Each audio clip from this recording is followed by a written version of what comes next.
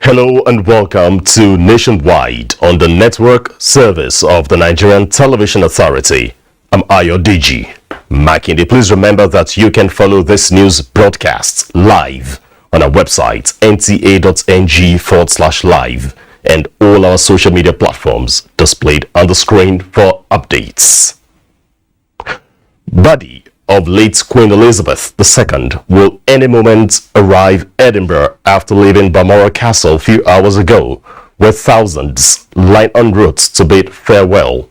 Charles Alpha has been monitoring the Queen's final journey. Silent onlookers have been throwing flower tributes in the path of the coffin as the hearse is driven to the palace of Holyrood House. The funeral cottage is making a 6-hour journey from Balmoral to Edinburgh, passing through Aberdeen and Dundee, through Ballater village of Scotland, to the palace where thousands of mourners are expected to pay their respect to the late Queen. The coffin will arrive in London on Tuesday, and the Queen will lie in state at Westminster Hall from Wednesday, while her funeral will be held in London's Westminster Abbey on Monday, 19th of September. Staff at the castle will also be allowed to pay their respect before the coffin is transported to the palace of Holyrood House in Edinburgh, the Scottish capital. The funeral cottage is on its last lap of the journey and will any moment be in Edinburgh. And in carrying out the heavy task, King Charles III was proclaimed king at an elaborate ceremony in London on Saturday. Charles Alpha, NTA News. The National Industrial Court of Nigeria is to begin adjudication over unresolved disputes involving the Federal Government of Nigeria, Federal Ministry of Education and the Academic Staff Union of Universities (ASU) on Monday. A referral instrument regarding the trade disputes between the parties was raised for adjudication in line with powers vested on the Minister of Labour and Employment, Chris Ngige, by trade dispute resolution mechanisms and the provision of Section 17 of the Trade Disputes Act, Laws of the Federation of Nigeria, 2004.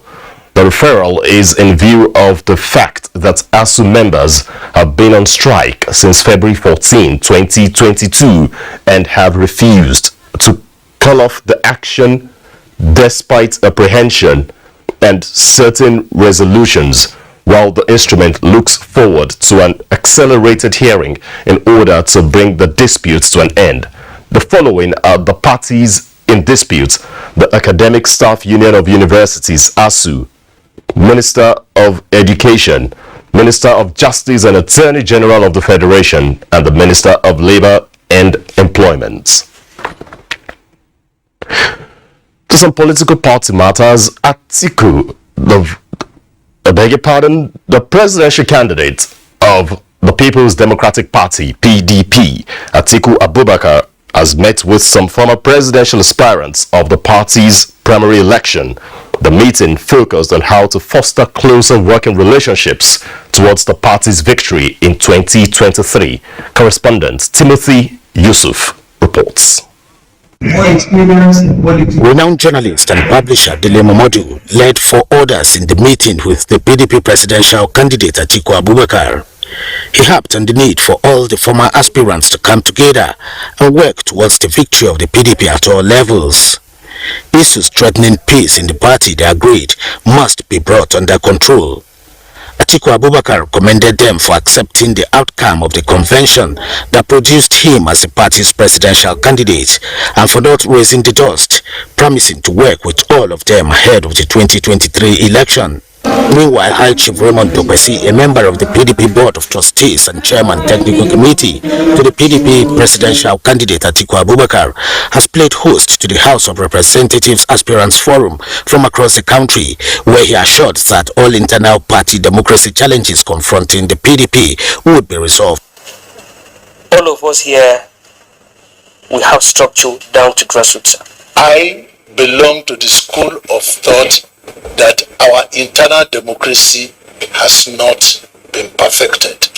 Members of the forum pledged continued allegiance to the PDP. The PDP New Generation, led by the Director General Audu Mahmoud, has similarly enjoined leaders and members of the party to close ranks, leveraging the resolutions of the recent National Executive Committee meeting of the party to now put all differences behind. Still in the efforts to further unite the PDP, leaders of the party in Kogi State converged on Abuja to review party activities. They demanded a free atmosphere to play a purposeful opposition role in Kogi State. Timothy Yusuf, NTA News. The All Progressives Congress Party Vice Presidential candidate, Senator Kashim Shettima, lauds the commitment of the APC National Integrity Movement for being at the forefront of increasing the party's structures ahead of takeoff of political campaigns. Senator Kashim Shettima says the legacy projects and other major strides achieved by the APC administration require continuity from within the party circle for consolidation and progress. He pledges support for the movement and appeals to the body to display maturity and campaign on issues. And work hard. Honestly, it gladdens my heart. Nigeria is a kaleidoscope of colors, and this kaleidoscope of colors is reflected in the composition of beauty. With your combination, we know a lot of things is going to be changed, Your Excellency. They have done it in 2015, they have done it in 2019, they are ready, Your Excellency, to do it in 2023 by the grace of God. National coordinator of the group, Abubakar Sadiq Fakai, says the movement is determined to take the gospel of APC to the doors of every Nigerian and ensure victories of all its candidates in the upcoming election. Nigerian youth have been encouraged to raise and use their energy in championing the cause of a better Nigeria through their ballots in 2023. The call was the crux of message at Charity Begins at Home conference held in Abakaliki, Ebonyi State. Innocent Agbo reports. The conference, tagged Charity Begins at Home, is an offshoot of 14 million ballot project which started 3 years ago with stakeholders' engagement across the country on the need to enthrone good leadership in Nigeria by electing a credible president, irrespective of tribe and religious inclination. Organized by a non-governmental and partisan organization, the movement also aims at securing a better future for all Nigerians. Hence, the sensitization of Southeast leaders to join hands in achieving the objective. Dr. Yudisa Tanko is the spokesperson, Third Force Coalition for Labour Party. I was very elated because seeing the numbers of people that came out, and we are grateful to Ebonyans for showing this kind of love, for coming out in large number to support this particular movement. Other speakers, including the leadership of NLC and TUC, said there are indications that people are ready to work towards the rebirth of the new country in 2023. As workers' organization, driven politically, we are saying we can no longer continue to sit down and complain, but time is now for us to take our destiny in our hands. The conference is an awakening, a reawakening, a clarion call. The event had a mammoth crowd of youths who indicated interest in joining the movement for a better Nigeria.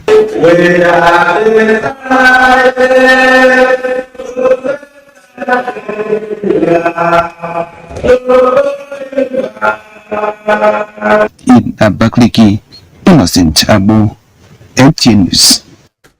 Northern Nigeria will continue to uphold unity and sanctity of the country above other considerations, especially now that Election year is approaching. Paper presenters at this year's Ariwa House Annual Lecture said protection of national interest will remain overriding factor in any political calculations. Omar Ajingi reports that the annual lecture frowned at politics of religion, ethnicity, and sectionalism. The engagement of critical stakeholders by the Area House Center for Documentation and Research Development is an annual event which provides roadmap for development of northern Nigeria. The convergence of renowned academics from the Ahmadu Bello University Zaria at this year's annual lecture is addressing issues which tend to polarize the country on religious and political divide. A lead paper presenter, Professor Al-Qasim Abba, in his 54 pages lecture titled Contemporary Nigerian Politics, Chronicle Challenges Facing the Nation Revolving Around Politics. The paper dwelt on the need for Nigerians to put the country first in whatever consideration. He urged political class to avoid overheating the system in the overall interest of the nation's well-being. We need a president that can render service, that can help improve the quality of our life, that can improve the economy, and we can live better. We catch up, the world is moving, they will not wait for us. So we need to disengage from sectionalist politics. We begin to look forward to a Nigerian politics. And this idea of regions has to be discarded. They called for reorientation of Nigerians to amplify factors that bind them together. In Kaduna, Umar Ajingi, NTA News. Former Governor, Central Bank of Nigeria and the 14th Emir of Kano, Muhammadu Sanusi II, has been elected as the president of the Fulani Pan-African Organization, Tabital Pulaku International. The former governor of the Apex Bank and his executive will oversee the affairs of the organization for the next 4 years. Charles Alpha reports. 26 members of the new executive who were nominated by delegates of the Tabita Polaco International from 25 African countries and Europe have now been confirmed elected based on consensus at the Extraordinary General Assembly of the association held in Abuja. His Royal Highness Muhammad Sanusi is coming and carrying a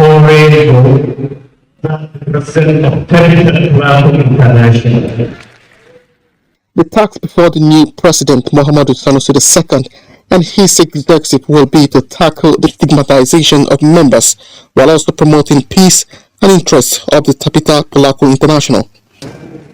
We also have to look at life of prevention with a view to encouraging a gradual shift from normalism and a focus on productivity and innovative approaches and improved husbandry practices. And there is an absolute need for Tabital Pulaku and all the other bodies to put an end to all these bad virtues or bad behavior that is associated with our youth today. The new leadership will chart a new course, particularly in the bad image TPI has, especially in Nigeria and other countries. And very soon, our general election from 2023 is coming. So I'm sure they will preach peace, unity, and development.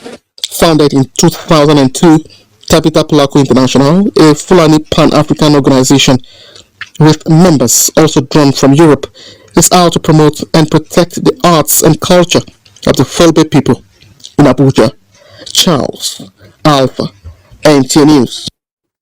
Lagos is our first stop on Nationwide, and Adeola will be our guide. Good evening, Adeola. It's over to you. Good evening, Ayo. This is Lagos. The sustenance of culture and heritage has been identified as a veritable tool to fostering national integration and peaceful coexistence. Obadeye Nitogunsi, the Oni of Ife, was emphatic on this stance at a gathering in Lagos. Abolade Salami reports. As the most populous black nation in the world, with over 300 tribes and 500 languages, no doubt, Africa's economic powerhouse, Nigeria, is blessed with diverse, rich cultural heritage and traditions.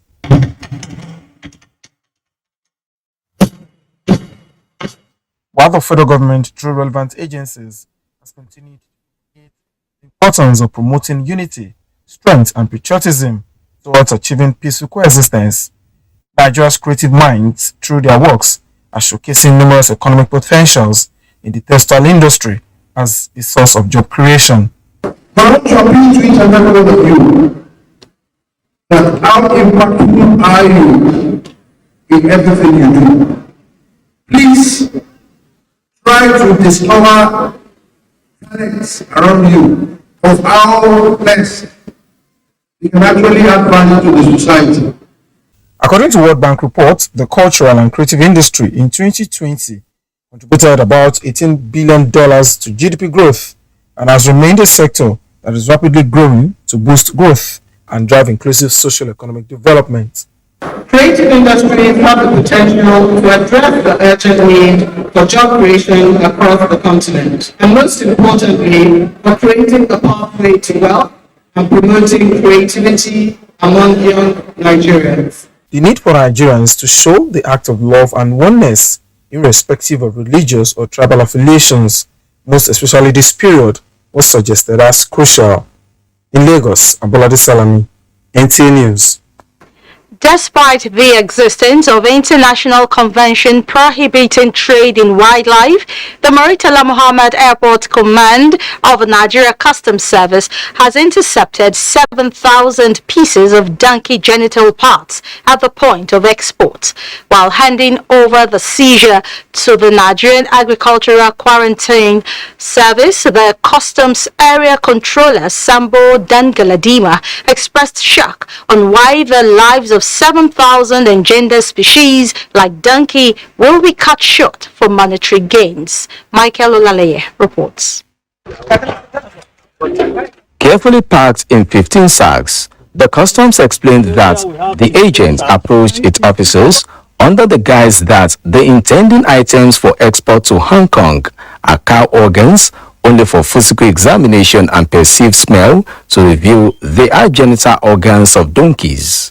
On noticing that its game of deceit in trying to export donkey parts worth 40 million naira is over, the customs said the agent escaped from the scene unnoticed. And we have been trying through his the address, but we will still be trying through the quarantine people to see that if we can trace the people, at least to see that they stop this bad idea they are doing. They are just trying to see that if there is a way they can be bringing in everything about donkey so that they will be exporting it through this terminal, and which we may not allow by the grace of God.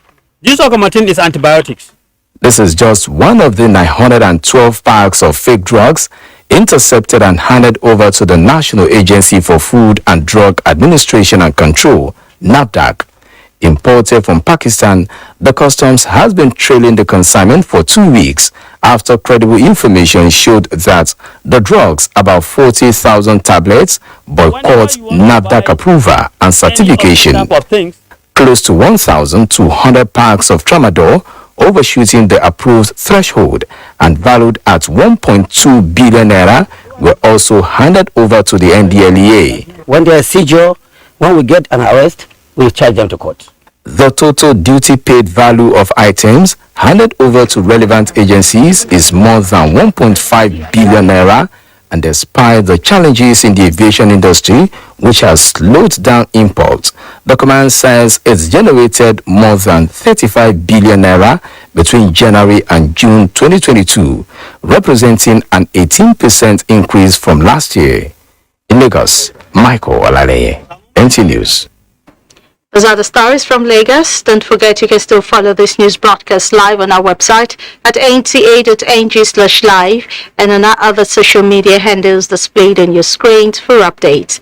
Jenny Bassi in Port Harcourt is standing by for reports from that zone after this time out to stay with us.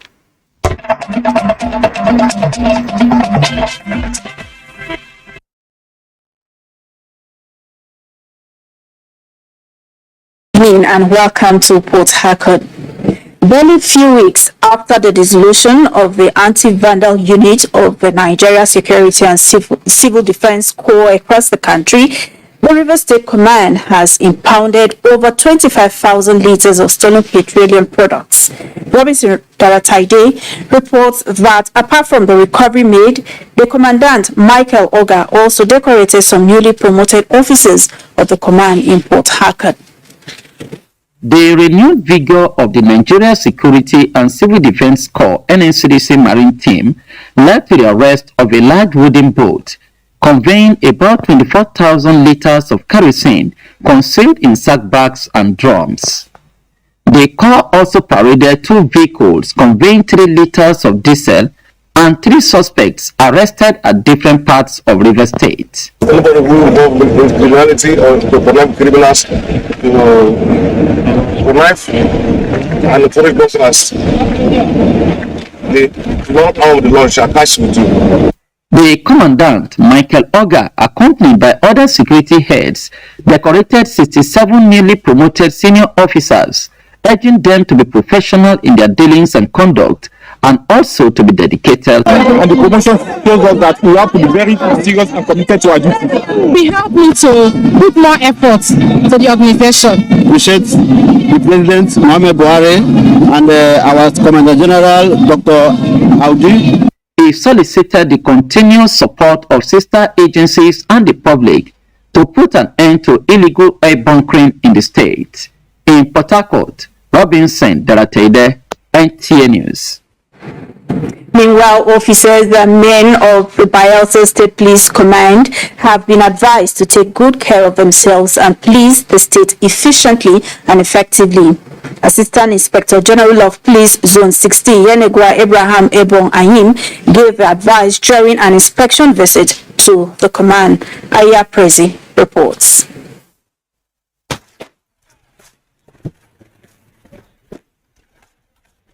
The visit of the AIG Zone 16 Yenagoa to Bayelsa City Police Command was to officially familiarize with officers and men of the command, share experience, and motivate them to sustain the tempo of their performance in policing the state.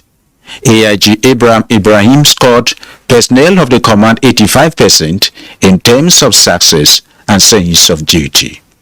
He, however, urged all divisions in the command to close rank and work in synergy, particularly in crime-busting and clamp-down operations. AIG Ayim also advised officers and men of the command to be civil and nice to the people around them, as it would mean the goodwill of citizens to feel secured themselves and police effectively. My mission to this place is to commend the officers and men of the command. 1, encourage them and advise them. They can only protect the masses if only they protect themselves adequately. The security is adequate.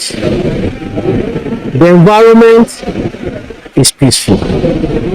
Crime rate relatively very low. Earlier, Commissioner of Police Bayelsa State Police Command CP Ben Okolo had described AIG Ayim as a lovely personality who cares about the well-being of personnel. In Yenagoa, Aya Prezi. Those are the reports from here. We now join Ayo in Abuja for the continuation of Nationwide. Thanks, Jenny, in our Port Harcourt Network Center. Agronomists have appealed for more funding in the research and use of modern farming methods to boost food security. This came to fore at a sensitization workshop for farmers and agricultural extension agents in Nigeria's North Central Geopolitical Zone. Musa Aliu reports.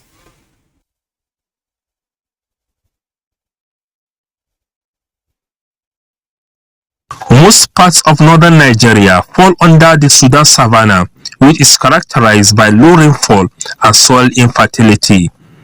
States in the central region that are within the Guinea savanna have cases of flood and insect infestation among other environmental challenges. As a result of this, agricultural yields have been on the decline over the years. And the issue of food security is very, very key, that farmers are properly, educated to know what is on ground so that they can use the right seeds that are viable, that are safe. The application of modern farming techniques, including biotechnology, scientists believe is the remedy to environmental challenges. Because other countries have used it and the technology proved very useful and very beneficial. It has taken them to the promised land. We want our farmers to produce more and for their livelihood to be improved. Farmers and extension workers are being sensitized on the advantages of the use of improved seeds and biotechnology. If our extension agents get it right, then farmers will be properly guided to produce their necessary food that we are sure will meet. Director General National Biotechnology Development Agency says agricultural transformation in Nigeria requires a new approach that is technology driven. Without mechanization, without approved seeds, without quality seed, without control of pest diseases and climatic change, to be able to feed this population of over 200 million. With the use of modified crops, the application of insecticides and pesticides, scientists say, would drastically reduce and thereby lead to increase in crop yield. Musa Aliyu, NTA News. Office of the Head of Civil Service of the Federation, in collaboration with the World Bank, has sensitized selected officers across all grade levels from 12 core ministries, departments and agencies of the importance and gains of Integrated Payroll and Personnel Information System, IPPIS. Haman Jabani reports that it also familiarizes civil servants with the Fiscal Governance Institution project of the World Bank. The human resources model is one of the pillars of the Federal Civil Service Strategic and Implementation Plan 2021 to 2025, FCC 25, which is to prepare civil servants for the journey towards transformation, and the core government system, which contain the personnel information of all employees and support decision-making in HR management, while the Fiscal Government Institution project has the potential of consolidating on the achievement of the implementation of the IPPIS human resources model in the Federal Civil Service. It is in the light of this that the capacity development of civil servants on the model is necessary. Head of the Civil Service of the Federation, who was represented, said the implementation of IPPIS in core MDAs seeks to achieve the overall objective of improving the effectiveness and efficient ways of storing personnel records and attaining transparency, accuracy, safety, and accountability in their management. This is being pursued in accordance with the intention of government. The project guidelines design and framework within approved time frame and in line with the highest standards of public policy implementation. Stakeholders say the effective implementation of the IPPIS HR model in civil service will lead to improved staff competencies and skills, enhance productivity and human resources administration for a result-based performance necessary for the repositioning the civil service. IPPIS platform is believed to have eliminated ghost worker syndrome, reduced personnel costs, and enhance economic planning, and will take the Nigerian civil service to a world-class standard that will accelerate national development as envisaged in the FCC 25. Haman Jabani, NTA News. The Buhari Media Organization, BMO, has described the electronic payment system introduced by Central Bank of Nigeria as a game changer for Nigeria's economy. The group, in a statement, noted that the strategy of an efficient payment system through the introduction and implementation of e-Naira is a laudable effort that is contributing to the success of digital economy. The statement added that the e-Naira is one of federal government's solutions to foreign exchange challenges that surprised global economic leaders. BMO says e-Naira, being the first central bank digital currency in Africa, has attracted much attention, and countries across Africa are coming to Nigeria to understudy its technicalities. It was launched in October 2021 by President Muhammadu Buhari, with CBN saying it has shown prospects for the nation's economy. Time now to join Makudi Network Center for more on Nationwide, and Susan is our guide. It's over to you, Susan.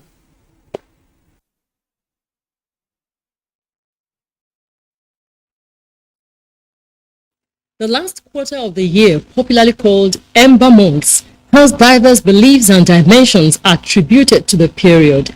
Simbiat Agbaji examines the significance of the period and the views of people in Makudi, the Borno State capital. The last quarter of the year in Nigeria is often referred to as Ember Months, the 4 months of the year with Ember endings, the odd one out being October. This period ushers in the festivities and Yuletide. However, this period means different things to different people. It's a period where people are faced with certain pressure and challenges to meet up certain things they were able to cover up over the years. Ember Month is a time where we try to hit our goals that we set at the beginning of the year. During this period, there is usually a surge in socio-economic activities and vehicular movement, which escalates criminal activities and road accidents of varying degrees as well. Stakeholders emphasize the need for sensitization during these months and counseling of road users on general appropriate road etiquette to be observed. We held our State Executive Council meeting here. We sensitized them on the need to go back to the local unit level where the loading and offloading activities take place in the union, that they should scale this information to our team members. The anxiety that we are in the amount is what we even want to let them know that there's no need for it. And so just be careful and let the other person to be careful. It's not a death sentence to the commuters on road. Now, this time around, the Federal Safety Commission headquarters are injected us with a new patrol vehicles. New patrol vehicles, we have ambulance that we can at least have a very robust and prompt road traffic crash rescue, if any. They further said, myth or fact, it pays to exercise the most caution in one's affairs all year round. In Makudi, Simbiat Agbaji, NTA News. Pregnancy is medically defined as a gestation process that lasts for 9 months. And throughout this period, the body undergoes many changes that may either benefit the baby or lead to complications in pregnancy. Sandra Akene in this report examines the benefits of antenatal and child development during pregnancy. Complications in pregnancy is one of the leading causes of maternal mortality, as good care during pregnancy is essential, as it keeps an eye on the baby's growth and development, as well as dictates the health conditions that are unfavorable to both the mother and child. This is why the need for antenatal is important, where health professionals provide health advice and guidance to expectant mothers during pregnancy to ensure the best health condition for safe delivery.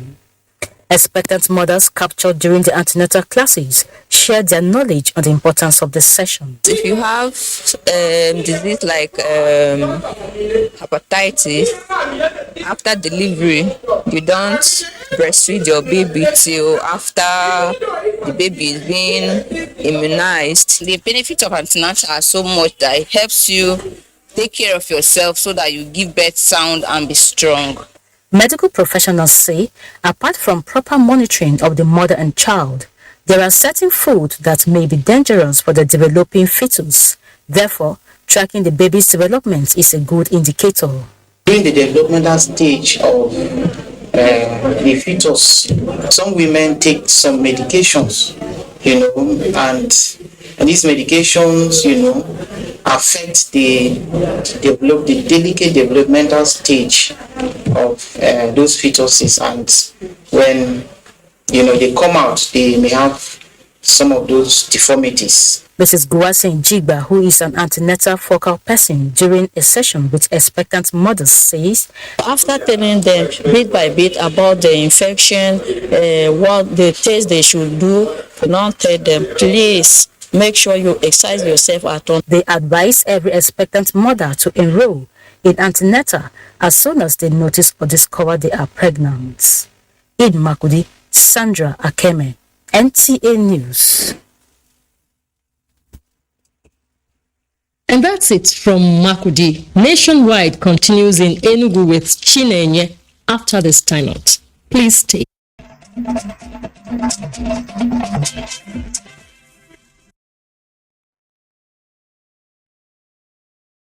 Thank you so much for staying on. Welcome to Enugu. Women in Enugu State have been advised to pray fervently for peace, unity, and rancor-free election in the country, and in Enugu State in particular, come 2023. A cleric, Mrs. Favor Ugwai, gave the advice during the Women Prayer Rally for the month of September, organized by the wife of the Enugu State Governor, Mrs. Monica Ugwai. Chimaroke Ugu reports. Women drawn from the 17 local government areas of the state gather monthly to seek the face of God for the peace of Enugu State. In this month's prayer summit, the women gathered to pray for a violent-free electionary period in the state. The coordinator of Enugu Women Prayer Summit, Dr. Favor Ugwani, maintained that the prayer has been an intervening one in the affairs of the state, stating that this September's edition will stand as a watering ground in preparation for the upcoming 2023 general elections in the state. There is absolute peace. You know it. Secondly, politicians, all the stakeholders, their wives are like one family. That prayer altar has been uniting us together. More so, all these killings and kidnapping and the rest of them, even before now, has never been recorded in any state. In his sermon, Apostle Arome Osaye called on the women to make prayer their lifestyle, as it is the heaviest molecule of fellowship with God.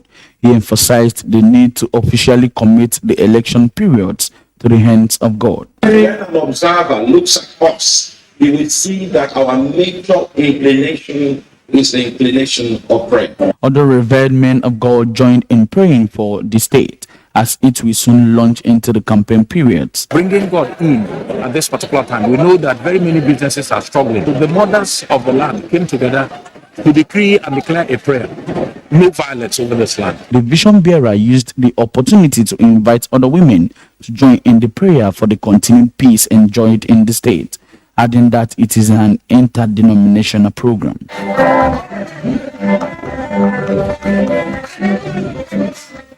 In Enugu, Chimaroke Ugu, NTA News. NTA is to the 2030 global target of ending all forms of malnutrition. The United Nations Children's Emergency Fund, UNICEF, Enugu Field Office, and the state government is collaborating to expedite actions towards achieving the set goals in the state. The UN agency held a coordination and partnership meeting with state executive and key players on investment in nutrition in Enugu State to seek ways of increasing funding for maternal and child nutrition. Susan Eze reports.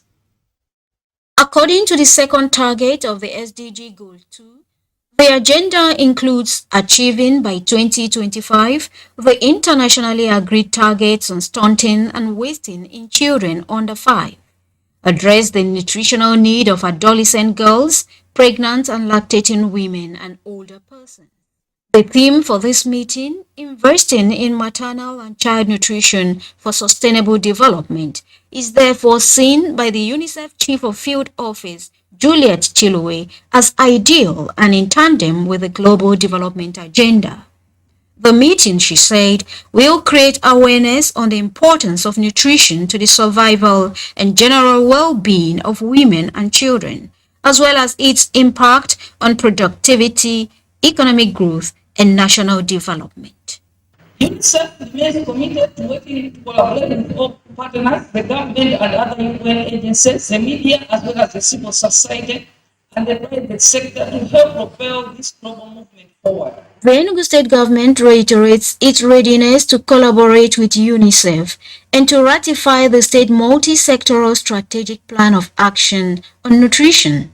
Government is very eager to give attention to all the priority areas in order to urgently reverse the deteriorating health and nutritional status among the under 5 children in the state. With statistics showing that Enugu has 15% of stunting rate and that only 11% of children 0 to 6 months get breastfed exclusively, key players and policymakers in the state gave assurances of greater commitment to this global movement. In Enugu, Susan Eze, NTA News. And those are the stories from Enugu. We will now rejoin Ayodeji in Abuja for the continuation of Nationwide. Tuning in here in our Enugu Network Center, we appreciate you. Thank you. Africa is said to be advantage position in the production of raw materials and professional skills in driving critical sectors of the economy. But this has not resulted to needed transformation the continent desires. To change the narrative and move to a more productive hub of the global community, the Pan-African Consultative Organization is championing a new course to rebirth Africa's societies. The organization insists that unless concrete steps are taken to rewrite African history and look inward, nothing meaningful can be achieved.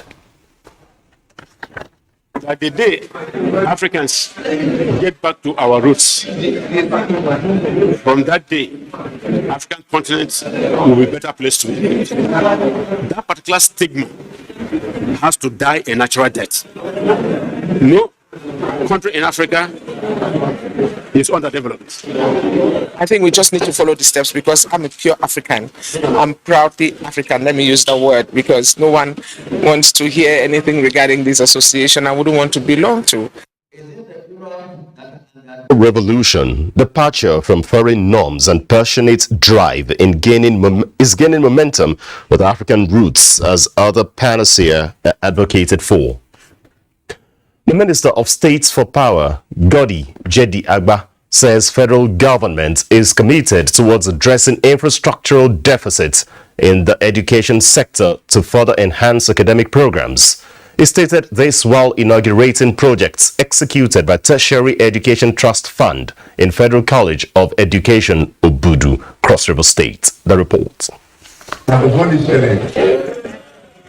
The minister said since education is a hallmark for socio-economic development of the society, it is imperative for all stakeholders to join hands with government to provide basic needs of the sector.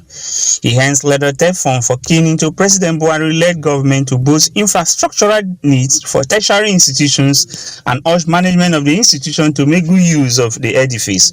Funds provided by TEFON have been properly, effectively deployed, and if we look forward to more projects which use this one effectively. So the president and TEFON will be impressed by what you have done and they will give us more. For the project that I've so commissioned today, the college will put it into full usage and ensure that the implementation of all programs will be done using the facilities that have been provided for us by TEFON. The Executive Secretary of TEFON, represented by Director Monitoring and Evaluation, Babatunde Oladije, commended the management of SC Obudu for executing the project according to specification and promised to make case for more funding for the institution. They happen to be the 2015 to 2018 annual intervention projects, and which had to run to completion this year.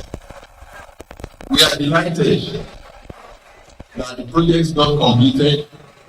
We are delighted that the funds were properly utilized. Oba Hyacinth, NTA News. The Managing Director, Northeast Development Commission, Muhammad Goni Alkali, has assured youth that the Commission will continue to equip them with skills to add value to their lives and promote economy and peace in the region. The managing director was speaking at the graduation ceremony of first digital vehicular diagnostics and maintenance training for automobile technicians, which held in Yola. Yusuf Jika reports that 150 automobile technicians graduated from the first phase of the training. His reports. The first Northeast Digital Vehicular Diagnostics and Maintenance Training brought together 150 automobile technicians from Borno, Yobe, Adamawa, Taraba, Gombe and Bauchi states for the period of 3 weeks. Managing Director, Northeast Development Commission, Muhammad Goni Al-Kali said the training is meant to improve the capacity of automobile technicians in a digitized manner for improved efficiency. We decided to establish one IT training center in each of the senatorial districts of the Northeast. So we are going to establish 18 more centers in addition to what we have now, so that our youth can be accommodated wherever they are. Speakers on the event said the foresight of the NEDC in the rebuilding processes of the Northeast cannot be overemphasized, saying such initiative has the ability of making the youth independent and become employers of labor. We are sincerely grateful to you for what you have been doing. The beneficiaries of the training said the session has widened their horizon and will place them high among their peers. The things that I don't know at the time that I come here, I know more about it. Before we are on analog, and now here we are in digital. Meanwhile, the management of the commission has inspected the mass housing project sites of the commission Automotive Mechanic Skills Acquisition Center and Damare Agri-Tech Skills Acquisition Center in Yola. Yusuf Jika, NTA News. As part of federal government's plans to lift 100 million Nigerians out of poverty by 2030, Project T-Max, that will train 15,000 Nigerians across 7 states, has been launched in Nasarawa State. Senior Special Assistant to the President on Education Interventions, Fela Bank Olemo, says the project will serve as a model for the expansion of technical and vocational skills acquisition across the country. Ben Mitu has details. The presidential aide said the training will cover 16 vocational skills, which at the end will make the beneficiaries self-employed and reliant.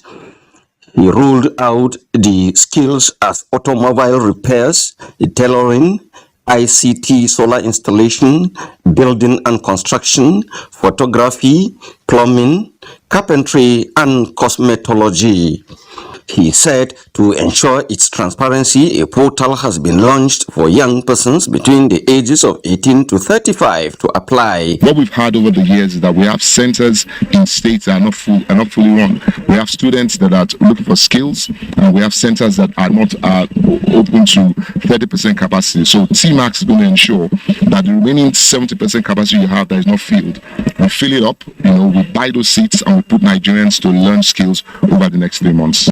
Secretary to the government of Nasarawa State, Muhammad Ubandoma, commended the federal government for its wisdom to engage young persons, noting that the state has made adequate provisions for the project to thrive. Visited our center, renovated the structures and other things that are necessary for training. We are excited, we are prepared, and we will do phenomenal well. The beneficiary states include Kaduna, Gombe, Nasarawa, Enugu, Edo, Ogun, and Lagos. And the project is to be expanded to cover 1 million youths next year. In Lafia, Ben Mitu, NTA News. Wife of the All Progressives Congress presidential candidate and serving senator representing Lagos Central, Oluremi Tinubu, has donated relief materials to internally displaced persons in Karamajiji, a suburb of Abuja. Senator Oluremi Tinubu was accompanied by the wife of the APC vice presidential candidate, Nana Shetima. Amina Baba Suleiman reports. It is a sympathy and solidarity visit to the internally displaced persons by Senator Oluremi Tinubu. In spite of the rain, the senator with her supporting team took time to interact with the people suffering from leprosy at Ngoji and IDPs at Karamajiji. The food items, clothes, Clothing materials and cash were donated to the people. This is like a familiarization tour to every part of Abuja to know the people who have like special needs. We are all say that thank you. One of the beneficiaries, Kaltumi Abubakar, tells me how the items will support her family. Their money come and visited us. We are say very good, excellent for her. God bless her for her. Alhamdulillah, as we got this, I know everybody is happy today. By this, inshallah, we will survive. Thank God. God bless her and God bless Nigeria. A homage to the district head of Karmajiji, Yunusaba Obawa, ended the visit, where the team says the gesture has nothing to do with the 2023 presidential ambition, but to support the needy. In Abuja, Amina Baba Suleiman, NTA News. And next is sports updates with Cynthia Ogu.